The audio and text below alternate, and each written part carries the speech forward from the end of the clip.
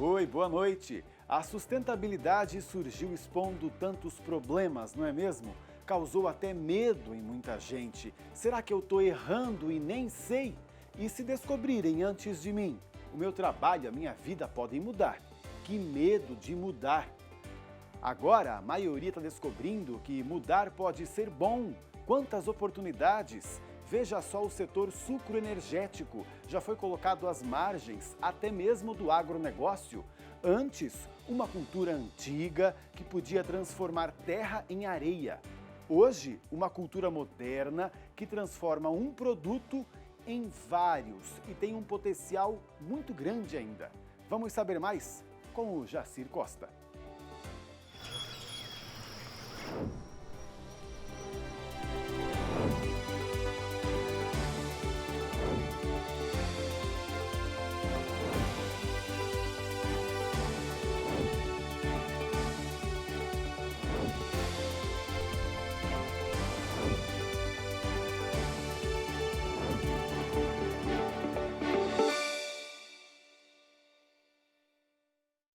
Jacir Costa Filho é graduado em Engenharia Civil e Administração de Empresas com especialização em Marketing. Possui mais de 30 anos de experiência no setor sucroenergético. Dirigiu empresas como Guarani, Brasil Álcool e a Trading SCA. É um participante ativo de várias entidades do setor. Em setembro de 2016, assumiu a presidência do COSAG, o Conselho do Agronegócio da Fiesp. Ele já está aqui com a gente. Boa noite, bem-vindo. Boa noite, é um prazer estar aqui, Pablo, nesse programa tão interessante e tão promissor. Obrigado você por ter vindo. Como conselheiro, de uma das entidades mais importantes para o agro, queria começar com uma pergunta bem reflexiva. A gente gosta, né? Qual o principal conselho você daria para o nosso agronegócio hoje? Bom, o nosso agronegócio é buscar a sua sustentabilidade.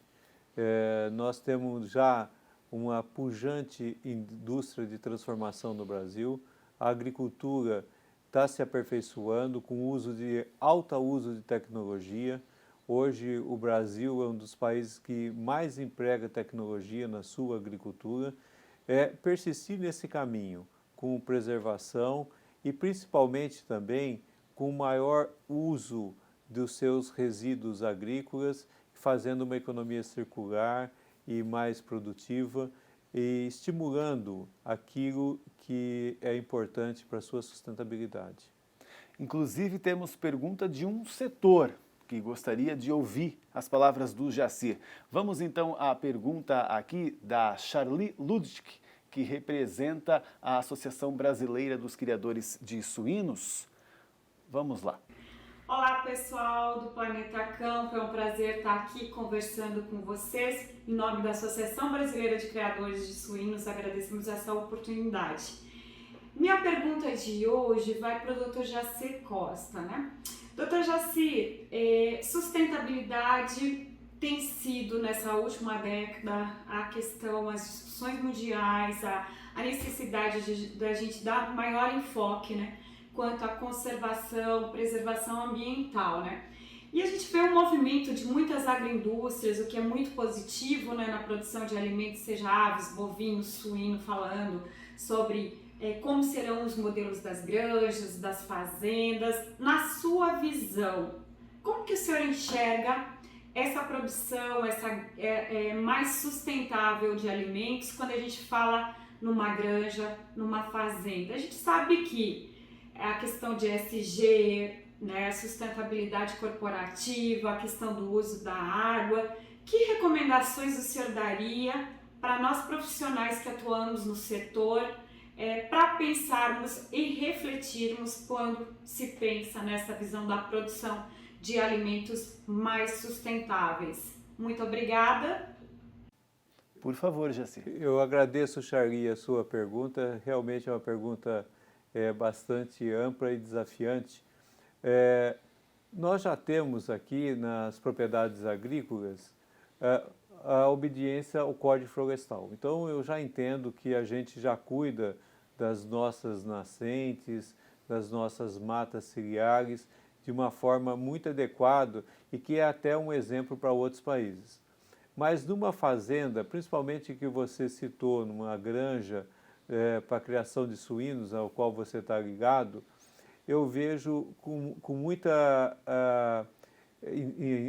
interesse o aproveitamento dos resíduos da fazenda. Então, por exemplo, na criação de suínos, com os resíduos da criação, você pode fazer o biogás, você utilizar nos seus tratores, você utilizar isso nas suas máquinas agrícolas, etc. Na mesma forma, você utilizar também para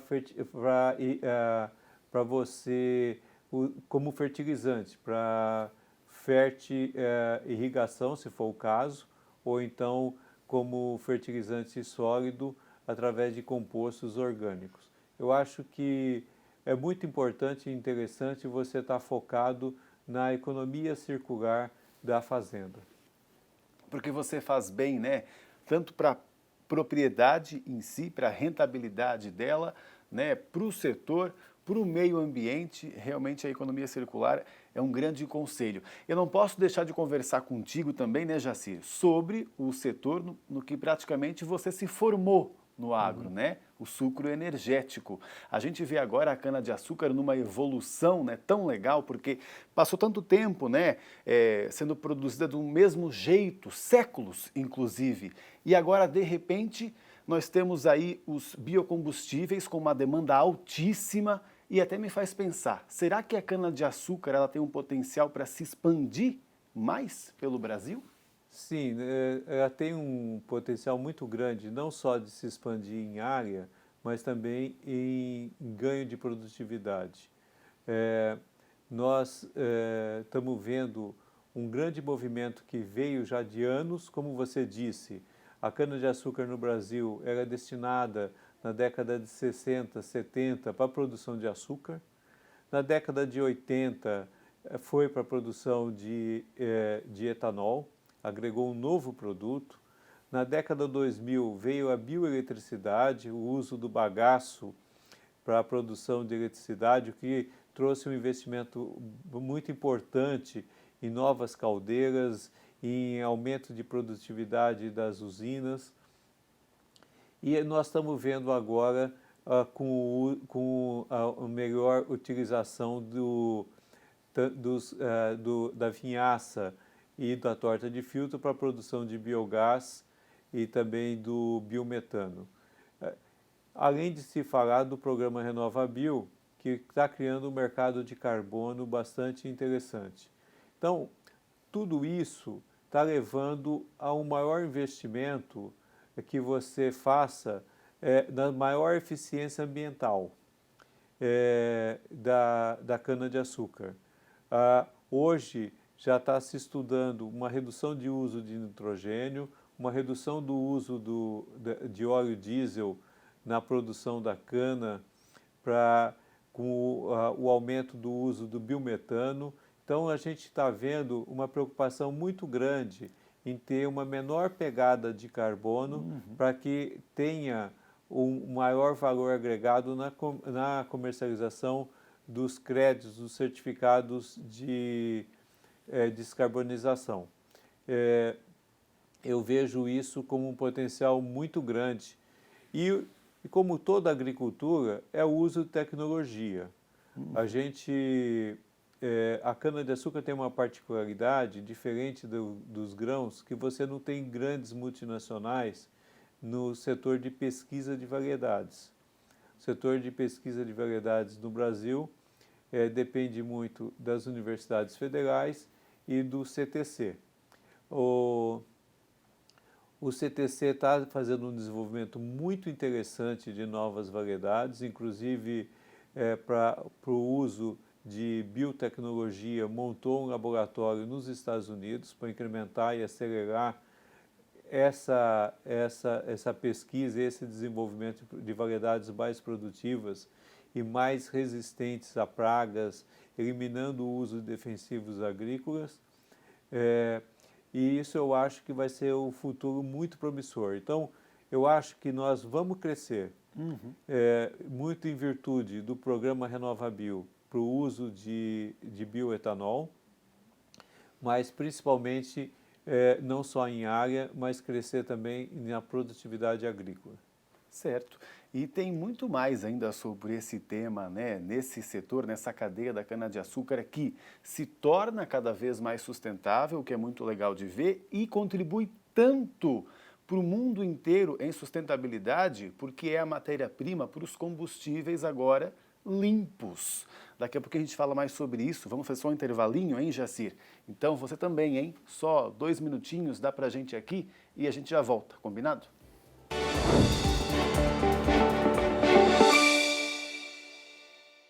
Planeta Campo Entrevista, hoje com o Jacir Costa, da COSAG Fiesp. Jacir, estávamos falando sobre cana-de-açúcar, esse potencial que ela tem, todo mundo está vendo e que pode ser ainda maior, né? Porque, inclusive, as montadoras de carro estão investindo em motores também cada vez mais modernos, que vão pedir mais justamente por esse etanol, por essa energia limpa, né? E inclusive de um tipo de combustível que não vai poluir em nada quando a gente passar a usar essa cana-de-açúcar que faz um etanol que dentro do próprio carro transforma o combustível em hidrogênio, não queima de uma maneira tão simples como agora, né? Vocês, como é que vocês veem, né, esse potencial tão grande que pode ter uma demanda mundial tão grande? A indústria automobilística é uma história muito interessante, né? A indústria do etanol do Brasil sempre esteve ligado com a indústria automobilística. Então, se você lembrar da história, na década de 80, quando foi criado o programa do álcool para fazer frente à crise que o Brasil enfrentava, financeira que o Brasil enfrentava na época, a indústria automobilística lançou o carro a álcool, que foi um carro com muitos problemas, que depois acabou tendo uma evolução. Na década de 2000, 20 anos depois, foi lançado o modelo Flex Fuel, que foi um modelo muito interessante e que caiu no gosto do brasileiro. Hoje, quase 100% dos carros produzidos no Brasil são no modelo Flex Fuel, porque deu para o consumidor brasileiro um poder que nenhum outro consumidor tem. Ele escolhe o combustível quando vai abastecer no posto de combustível. Ele escolhe etanol ou escolhe gasolina. Nos outros países, você define o combustível na hora da compra do carro. Então, aqui no Brasil, essa opção deu um poder muito interessante para o consumidor brasileiro e, ao mesmo tempo, fez com que essa indústria se consolidasse no Brasil com o uso do etanol. Isso foi muito bom. E 20 anos depois, está vindo uma nova revolução aí na indústria automobilística. No caso específico do Brasil e de outros países em desenvolvimento, eu acredito que nós teremos não o carro elétrico a bateria. O carro elétrico a bateria vai ser um nicho. Primeiro, por falta de infraestrutura. A gente vê aí que, mesmo numa recessão econômica, a gente está na tarifa vermelha de energia elétrica. Nós não temos energia para o nosso... Se o Brasil voltar a crescer 3, 4, 5% ao ano, nós teremos de investir fortemente em energia elétrica só para esse crescimento, só para suprir esse crescimento. Então, um país continental como o Brasil, que precisa ter um combustível que você pode rodar do Rio Grande do Sul até o Amapá, na verdade, você já tem a infraestrutura construída, que é a infraestrutura de postos de combustível líquidos, que o Brasil hoje tem mais de 42 mil postos distribuídos em todo o território.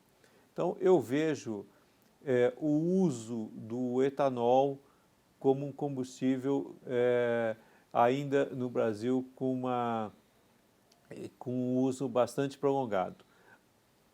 Aliado a isso, a gente vê a evolução que o etanol está sofrendo. Então, a Toyota já lançou e já tem no Brasil o carro híbrido, em que você coloca etanol no tanque, em qualquer posto de combustível normalmente, e esse etanol vai produzir eletricidade dentro do veículo. É um modelo híbrido que está sendo vendido aqui no Brasil e que a Toyota lançou, e tem outras montadoras que estão com projetos para lançar produtos semelhantes, como a própria Volkswagen. A Volkswagen percebeu isso. Então, o Pablo Dissi, que é o CEO da Volkswagen na América Latina, ele percebeu isso e está trazendo para o Brasil um centro de desenvolvimento de biocombustível da Volkswagen para desenvolver o uso de biocombustível. E isso pode ser utilizado em outros países também, como Colômbia, onde já tem uma produção e uma mistura de etanol, a Índia, que é o segundo maior produtor de cana-de-açúcar do mundo. A Índia tem uma possibilidade muito interessante do uso de etanol, porque resolve vários problemas do país. Primeiro, na Índia, das 10 maiores cidades poluídas no mundo, 9 estão na Índia. Então, a redução da poluição é um problema de saúde pública e o etanol ajuda a reduzir essa poluição. Segundo, menor dependência de combustível fóssil. A Índia importa 65% a 70% do petróleo que consome. Então, ajuda a reduzir essa importação de combustível fóssil.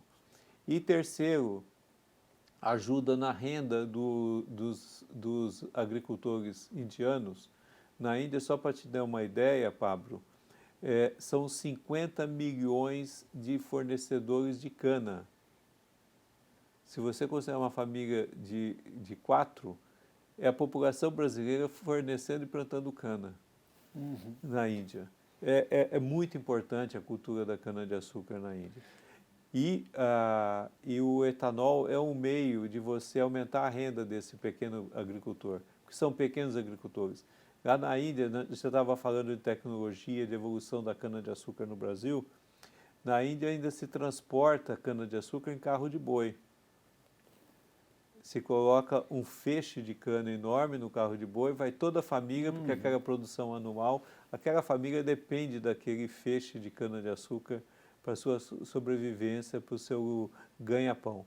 Então, o etanol, com certeza, vai ter um desenvolvimento na Índia e a indústria brasileira está apoiando a indústria indiana nesse aspecto. Tanto a indústria automobilística brasileira, como a indústria de produção de etanol, e também o governo brasileiro incentivando o governo indiano a adotar esse programa. Nós temos depois também o exemplo da Tailândia, que a cana-de-açúcar é bastante importante. A Tailândia é o segundo maior exportador de açúcar do mundo para o uso de etanol lá, e vários outros países que podem adotar essa solução, e isso pode ser uma marca do Brasil no mundo, no mundo, na transferência, principalmente em países em desenvolvimento. Então, muito bom. Eu acho que a gente vê para o etanol um futuro bastante promissor como uma das opções. Vamos mudar o nome da cana-de-açúcar para cana-de-açúcar, etanol, hidrogênio e o que mais ela puder fazer por nós, né, pelo mundo aí, então. Vamos ao nosso último quadro, por favor, Jacir, que é para você imaginar daqui 10 anos. Pode ser, se você quiser, falar só sobre esse setor sucroenergético ou sobre o agro em geral. Vamos colocar no telão, então, o nosso planeta em 2031 para saber a visão do Jacir Costa. Como você imagina? Bom, eu imagino 2031 como resultado das políticas que a gente vai estar adotando agora. É muito importante que a sociedade civil, os governos tenham em mente que o que for adotado agora vai ter reflexo em 2031. Então, eu vejo que os programas desenvolvidos no sentido de melhorar a renda das pessoas, de eliminar a fome e a pobreza. E aí a agricultura tem um papel muito importante. O Brasil tem um papel fundamental nisso. E você, ao mesmo tempo, fazer isso de uma forma sustentável, equilibrada, preservando, que não seja somente para 2031, mas para além de 2031, eu acho que é muito importante. Você citou a cana-de-açúcar, o governo lançou o programa RenovaBio, que tem metas de descarbonização até 2030, através do maior uso de biocombustíveis. Aí não só o bioetanol, mas também o nosso biodiesel e também o biogás, com papel fundamental nesse aspecto, Pablo. Então, eu vejo 2031 como o resultado das ações que nós estamos tomando a partir desse momento. E eu espero que seja ações bastante importantes no sentido de eliminar não só a preservação, mas eliminar a fome e a miséria no mundo. Nos últimos 15 anos, eu trabalhei na Terrios, que é uma multinacional francesa de produção de açúcar. Nós tínhamos uma usina em Moçambique. Essa usina localizava-se no centro de Moçambique, numa das regiões mais pobres de Moçambique, em que tinha em torno de 80 mil habitantes, em que a usina empregava 7 mil, o segundo maior empregador era o governo com 300 funcionários, e depois todos viviam da agricultura de subsistência. Uma miséria absoluta. Então, eu vejo que a gente tem de primeiro eliminar essa miséria, e eu me lembro aqui do livro que eu li do Barack Obama, que ele cita uma frase da mãe dele. Não há preservação de árvores aonde existe a pobreza. Pense primeiro no homem e depois na árvore. Então, a gente tem de estar pensando na vida de um modo geral, mas também nós temos de pensar em que nós temos de eliminar essa pobreza para a gente ter um mundo realmente sustentável. Tem que ser o nosso real objetivo. Nada adianta trabalhar tanto, né, se a gente não puder também, inclusive, fazer esse bem, né, para toda a sociedade, já que a gente está aqui para alimentar o mundo, seja realmente com comida ou até com energia, o propósito tem que ser esse. Jacir, muito obrigado pelo seu conhecimento compartilhado aqui com a gente. Um bom trabalho para você. Quem sabe em 2031 a gente se encontra só para falar do sucesso que foram esses 10 anos e o que a gente espera para 2041. Pablo, eu espero retornar aqui antes de 2031, porque esse programa realmente é muito interessante e é um prazer estar aqui com vocês, participando desse programa que tem uma importância tão grande no agronegócio brasileiro. E é verdade, pena que nosso tempo é curto, né? Porque tem muito para falar, não é verdade? Obrigado então, até mais, até breve. Obrigado a vocês. Vocês também, muito obrigado, até mais, tchau, tchau. Planeta Campo, patrocínio JBS, alimentar a mudança é o nosso compromisso. UPL, The Gigaton Challenge. Apoio SLC Agrícola, produzindo com eficiência e sustentabilidade.